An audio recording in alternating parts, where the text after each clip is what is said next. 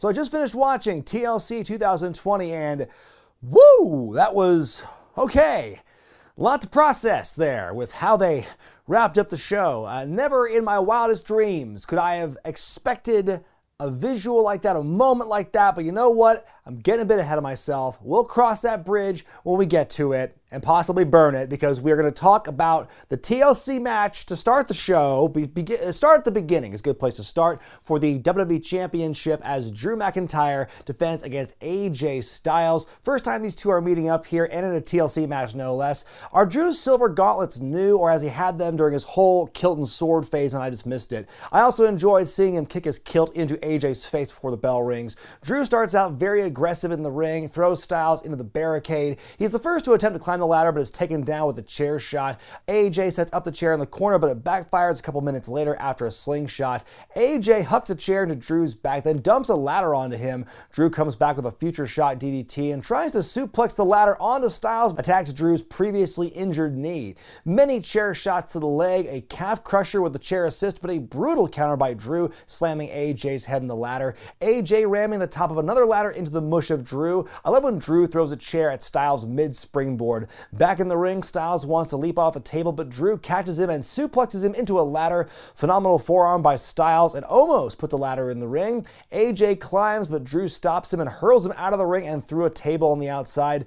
Drew climbing unopposed when The Miz and John Morrison interfere. A powerbomb into the corner through a table. Miz cashes in, and now it's a triple threat. Miz taking all day to climb when almost puts a stop to it. I love seeing him carry Miz like a baby and dumping him through a table on the outside. Morrison with a chair shot on Omos, and the chair disintegrates as Omos no-sells it, slowly chasing Morrison up the ramp. Takes his time like running away. He can just run backwards and he'll be a lot faster. Back to Drew and AJ on the ladder. Miz comes back, setting up an adjacent ladder. Drew knocks off AJ. Give us a kiss to Miz. Drew almost has it won when AJ leaps back onto the ladder. Drew goes down. Miz comes back up. Drew knocks them both off the top and claymores Miz. Drew hops up the ladder on one leg and grabs the belt to win and retain. I give it 4 stars out of 5. What a fun, bonkers ending that was. So many ups and downs with all three of the guys getting involved in the match, Drew, AJ, and The Miz. I thought The Miz's cash-in was pretty well done, although it's disappointing that once again it does not result in a title change or anything like that. I mean, the briefcase was held by 2 people this year, and neither were able to capitalize on that this time around. So once again, the stats for the Money in the Bank briefcase get a little bit worse for the men, I would say. But yeah, I think Drew and AJ sold really well for each other, especially AJ, just bouncing off the walls for Drew here in this thing. Really well done match. Backstage, Kayla Braxton with Paul Heyman, and she asks, does Roman Reigns change his preparation for his match in light of Kevin Owens being willing to die for the title? Heyman says his favorite sport besides WWE is NASCAR because he likes to watch the car crashes. He says weapons are not only encouraged, but they're legal, kind of redundant. Says that KO is going to get hurt at the hands of Roman Reigns. Well, last time these two faced off ended in a disqualification, so how would the rematch fare for the Smackdown Women's Championship as Sasha Banks defends against Carmella? Early in the match, Sasha throwing Carmella out of the ring, but Reginald the Sommelier catches her in midair, helps her hit a cool Hurricane Rana onto Sasha. Carmella working over Sasha, a chinlock is countered into a snapmare into a Meteora. Carmella yoinks Sasha down by the hair onto the apron at one point. Sasha comes back with a 3 Amigos and a frog splash, a kick out. Carmella stops another big run with a face buster that spikes Sasha, but Banks is able to keep kicking out. Sasha slaps Carmella, which brings out the rage in her. A top rope Hurricane Rana is countered into a sunset flip and a kick out. Really cool counter of the jackknife roll up into the Code of Silence. Sasha fights out at first but gets caught into another hold, another counter and a kick out. Another counter by Banks into the Banks statement. Reginald pulls Carmella out of the ring and carries her off again. Sasha hits him with the Meteora. Someone check on Reggie, says Graves. Carmella with a kick and another kick out. Carmella losing focus, finds herself in the Banks statement again. She taps out and Sasha wins and retains. I also give this one 4 stars out of 5. I liked this match. It definitely exceeded my expectations. I think these two had some great sequences, especially near the end. I also enjoyed the involvement of Reginald the Sommelier. I think one more spot with him would have been too much, but I think the amount that he was involved was just right. And yeah, Carmella looks really good in defeat here, and Sasha looking strong as hell. Backstage, Asuka's warming up when Billie Kay shows up with her resume, pitching to be Asuka's new partner. She lies about being proficient in Japanese and even brings her own mask. I love it. Asuka says the position has been filled though. The New Day defend the Raw Tag titles against the Hurt Business, that's Cedric Alexander and Shelton Benjamin. Before the match, Xavier on the mic saying that they'll be getting the big match New Day tonight. Early on, New Day with some good teamwork, taking advantage of Cedric's new aggression, but Cedric hits Xavier with a big old kick to the back. Xavier taking punishment for a while until he finally tags in Kofi, who's a House of Fire, goes to the boom drop, but Shelton pops up and catches him, almost getting a doomsday device, but a clever escape by Kofi and the SOS to Cedric for the 2 count. Shelton and Kofi are up top, a big suplex by Benjamin. Shelton sets up for something else, but we get a blind tag, saw that coming a mile away. Cedric hits the lumbar check on Kofi, and he pins and wins to become the new Raw Tag Champs. I give it 3.5 stars out of 5. It's a good match. My one real knock on it is, though, I just feel we've seen so much of these 4 guys wrestling already in the last month or so that I was kind of tired of this pairing by the time it actually came to this pay-per-view match. But they were able to keep some things fresh. Like I said, I really enjoyed Kofi's hot tag and the whole sequence with him and Shelton near the end before the finish. As yeah, some really great fast-paced stuff and some great athleticism with all 4 guys. Also, the Hurt Business holding more and more of the gold now with Lashley as U.S. champion as well. So I see more big things coming ahead with the Hurt Business in the future. We get a recap of the Sammy Awards from this past Friday and the leaked audio afterward that was released earlier today. This post-segment rant by Sammy that was an obvious ripoff of Tom Cruise doing the same thing on the set of Mission Impossible recently. Backstage, Sammy's mad at Kayla Braxton for leaking that audio and wants to know who sent it to her, but she says a journalist does not share her sources. Good on you, Kayla. It's time for the Women's Tag Team Championship match as Nia Jax and Shayna Baszler defend against Asuka and her mystery replacement partner for Lana, Charlotte Flair. Yes, folks, the rumors are true. Charlotte's back to be just randomly dropped into the storyline that was built on the back of Lana for the last 3 fucking months. She and Asuka hug in the ring because that makes sense after all they've been through.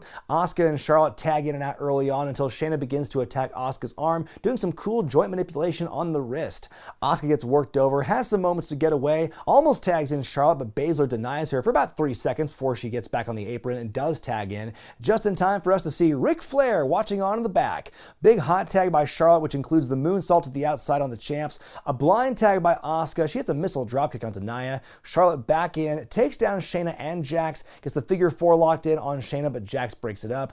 Asuka flies into Nia on the outside. Charlotte countering the Kirifuda clutch, but there's a kick out. Charlotte with the natural selection to win, and we have new champs. I give it 2 stars out of 5. You know what? I was just watching this match going, where's the sense in this? What's the point of this? Like, don't get me wrong, because I'm not against Charlotte Flair. I'm not against her coming back. I'm not against her winning another championship, but make it make sense, because this was Lana's storyline, plain and simple. And as silly as it was, Lana was getting that push, and she's written off for no real reason, and Charlotte just swoops in to win the championship. I never thought I would defend a Lana storyline in a million years, but the way they changed it up is just so dumb. And just think about how, oh, look how Charlotte elevated the NXT Women's Division when she won that championship earlier this year, right? So her being thrown into another makeshift tag team after they beat another makeshift tag team to win these belts, and somehow that's going to add any credibility to the women's tag division after they've already broken up so many established tag teams this year.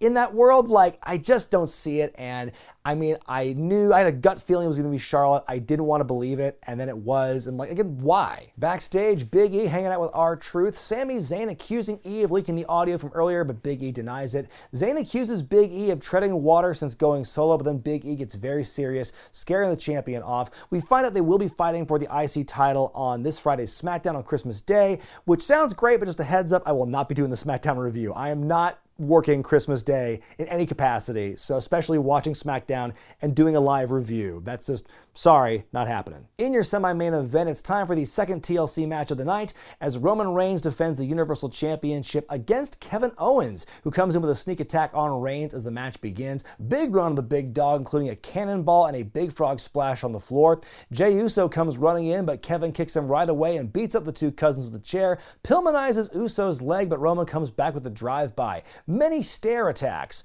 Roman with the chair, and even through all that, KO keeps fighting, even tries to swing a chair while he's down.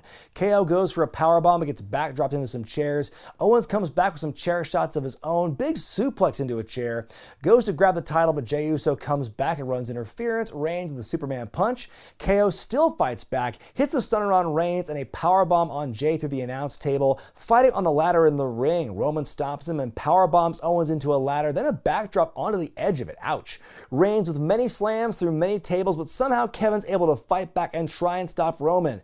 Reigns says KO's embarrassing his family. They trade slaps. Roman spears Kevin through a table. Owens goads Reigns into another spear, and he hucks himself through the timekeeper's barricade. KO climbs again, but is barely stopped in time by Reigns. You know, after a while, Roman's got to stop acting so incredulous when his opponents come back all the time. KO wants a pop-up powerbomb, but takes a Superman punch instead, goes for another one, and KO powerbombs him through a table. Kevin gets his hand on the belt, but Jey Uso shows up again, and he eats a stunner for his efforts. Owens almost grabs the belt again, but gets a big old dick punch by Reigns. Reigns with the guillotine, and Owens falls at the ladder. Reigns taking his time before finally grabbing the big blue belt, and it's over. I'm going to give it 4.5 stars out of 5. It's a great match and my favorite match of the evening. I said in my Smackdown review on Friday, I think they overdid it with how many times Kevin was beaten down by Reigns and Uso. I get the idea he was supposed to be the tough, courageous fighter, keep getting up and stuff, but the number of times he got beat up and how he got beat up in some of those cases made him seem kind of dumb in my opinion. But I will have to say, the way they told the story in this match was fantastic. And there were a couple of moments where I legitimately thought, oh my God, Owens is going to do this. Like the way, so many close calls here, and it was just really tugging at the heartstrings, how we kept fighting back so valiantly, fighting off Jey Uso again and again, and getting so many close calls, and ultimately that gut punch at the end, or I guess the dick punch more appropriately, ending with Reigns standing tall. Just great character work by Reigns in this thing as well. You know what, fuck it, not 4.5 stars, 5 stars. Give it 5 stars tonight. We get a Firefly Carol up next. Bray Wyatt narrating the story between he and Orton. Goes back to their history 3 years ago, teaming up, burning down the compound and so forth. And oh yeah, Alexa Bliss is in the story as well until like 3 weeks ago, and she's barely been mentioned ever since. In your main event is the Firefly Inferno match as the Fiend Bray Wyatt takes on Randy Orton, and they make it very clear at the start of this matchup. It's not like the last Inferno match we saw with Kane and Bray Wyatt where, you know, there was a pinfall ending to this thing. The only way to win is by setting your opponent on fire. During the intros, I'm wondering where that familiar contraption is that sits around the ring and emits the fire. Also, I'm wondering why Randy Orton would go into an Inferno match wearing outerwear. The guy who dresses in trunks and boots 99.9% of the rest of the time, now he wants to make it easier for himself to catch fire? So the bell rings and there's no fire at first. Orton with some strikes that have no effect. The Fiend begins his assault on Orton and we still have no fire. Is the fire supposed to be visible only to them? Is it like a metaphorical fire? Is the fire just the friends we made along the way? Finally, the Fiend activates the fire and it's nowhere near them. They basically just expanded the boundaries of the Inferno match so they could work outside the ring as well. Pretty clever. When they take bumps and the flames shoot up in the air, to me it looks really silly because at least in the old version of the Inferno match, when they took a bump in the ring and the flames shot up, you could kind of, that was conceivable. It made sense to you. But when they're taking a bump like on the concrete and the flames still shoot up, to me there's a bit of a disconnect. Bray grabs a belt and sets it on fire but misses the attack. Bray then grabs a pickaxe but also misses. Bray grabs his old rocking chair, douses it in gasoline, puts Orton into it, and Randy almost gets burned. Orton comes back, hits Bray with an axe handle, the stairs, and a chain, almost burns the Fiend, but Bray fights back. A mandible claw leaning into the flames, but Orton turns it around. The Fiend catches fire, but he is not perturbed, runs into the ring and takes an RKO while still on fire. Okay, that's the best RKO of all time. The bell doesn't ring, but I guess Orton won. Orton checks on the Fiend, gets an evil look in his eye, grabs the gasoline can, pours it all over the Fiend, grabs the matches, lights the match, and sets the Fiend on fire. I mean, it's a dummy, but still the visuals there. The Fiend is immolated as Orton does his fucking pose of all things as we fade to black. I mean, like, how do you grade a match like that? What's the point? I could give it 3 stars, 1 star, 5 stars. It doesn't matter after the way that match ended. Like, you thought Rey Mysterio losing his eye in a pay-per-view match was dark. Like, what about a man supposedly being set on fire and killed like that? I never thought I would see a wrestling moment like that. Oh my God, what an absolutely bonkers moment. I mean, the RKO while he's on fire is badass enough, but that finish, the ending there where he sets him on fire, is so different and so off the wall. Like, you want people to get talking? Like, that's a good way to get people talking. I don't know. It's like, I don't know where you go with this. Like, Bray Wyatt, I mean, is the Fiend dead? Is he going to come back like Jason Voorhees later on? I would imagine that's going to happen at some point.